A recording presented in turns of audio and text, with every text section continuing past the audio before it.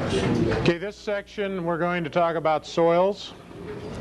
Some of you have a lot of experience already in soils, but we're going to give you the irrigation version in 2 days and look at these over these 2 days. And again, it notes there in the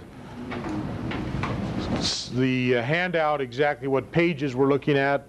So you need to be reading pages 55 through 105 as support for this material out of the irrigation text.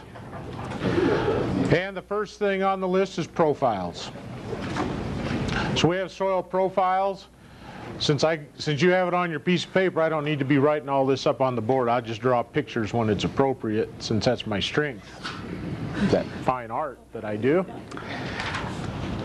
And we know that there are different layers within the soil. We can go driving down the highway, and where there's a road cut, you can look at that road cut and you'll see different colors as you look down through what they call the profile of the soil. And the very top layer is where the topsoil is. And really, the plant lives pretty much in that topsoil area. And that topsoil may not be very deep, usually less than a foot, of really viable, fully energized, highly nutrited ground. And then as we go down, we get sub-horizons, or subsoil, what we call subsoils. And so as we drop, we have like a different, what they call horizons. Each layer is called a horizon, as different layers of soil are laid in. Now those could be brought in by wind disposal or by water. Alluvial flows have caused a lot of those differentials. Flooding. In this part of the country, you can go down here to Touchy and see the result of those Missoula floods that occurred many millions of years ago. There'd be a great big huge break in the Columbia River system, and it'd send a big flood down the river, and we get a layer of clay. And that dam, the Missoula ice dam, would break again, and there'd be another layer of clay built up in the lower Walla Walla River Valley. And you can go down in that country and see those clay layers just clear as a bell. Each one of those floods left a layer of alluvial material that laid into that ground. A lot of this country, you get up into the Palouse, as we go out here to the east of town, it's wind-blown deposits, and north of town. It's pretty much wind-blown deposits.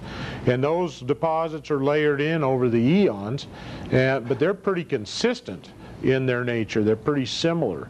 You can oftentimes find layers of ash in a soil profile where maybe, and there's certain places in this part of the world where the remains of Crater Lake show up as a layer or as a profile in the soil when Mount Mazama blew and left a big old layer of ash out across a big portion of the Northwest, and so on. So we can find profiles, and we're really interested in knowing what's happening in our root zone. So we got to be concerned about our root zone.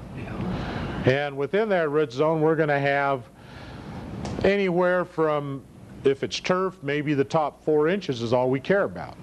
So all of a sudden, we don't care what's below 4 inches. We just want to know what's that deep.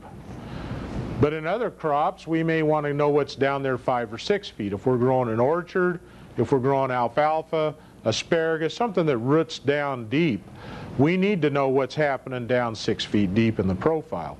So it does matter as to the kind of crop, as to what we're really going to be concerned with in evaluating that soil.